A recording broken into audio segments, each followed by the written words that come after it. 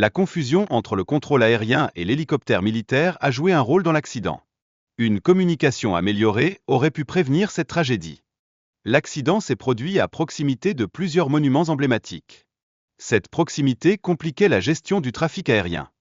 L'avion transportait 64 personnes, tandis que l'hélicoptère servait 3 soldats. Ce tragique bilan met en évidence les dangers du trafic aérien. Les règles de vol visuel et aux instruments sont cruciales pour la sécurité aérienne. Une identification erronée d'un aéronef peut entraîner des conséquences désastreuses.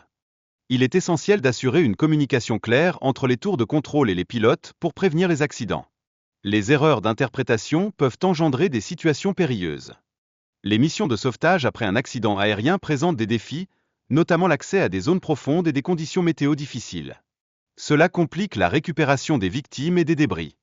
Les erreurs de communication entre le contrôleur de vol et le pilote peuvent avoir de graves conséquences, comme le montre cet incident. La vigilance en aviation est primordiale. La complexité des opérations aériennes exige une attention méticuleuse aux détails, car une petite erreur peut avoir des retombées sérieuses. Une formation continue est donc indispensable pour tous les pilotes. Le cas du vol JU Air 2216 illustre les défis que rencontrent les pilotes face aux activités aviaires et aux imprévus. Cela souligne l'importance d'une formation rigoureuse. Le vol 7C 2216 a déclaré une urgence après une collision avec un oiseau. Cela a nécessité une manœuvre de survol pour tenter d'atterrir en sécurité. L'avion a atterri à environ 1200 mètres du seuil. Malheureusement, il a dépassé la piste et s'est écrasé contre une structure surélevée. L'équipage a choisi de détourner le vol en raison de la météo défavorable.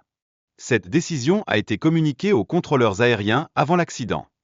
Les équipes d'urgence ont été rapidement déployées à l'aéroport d'Aktop pour secourir les passagers. Cela démontre l'importance de la préparation des services d'urgence. L'équipage a fait face à des difficultés durant la descente, tentant de se stabiliser avant de perdre le contact avec le contrôle aérien. Cela met en lumière les défis des pilotes en situation de crise. Le missile, tiré par le système de défense aérienne russe, a infligé des dommages catastrophiques à l'avion, entraînant une descente incontrôlable.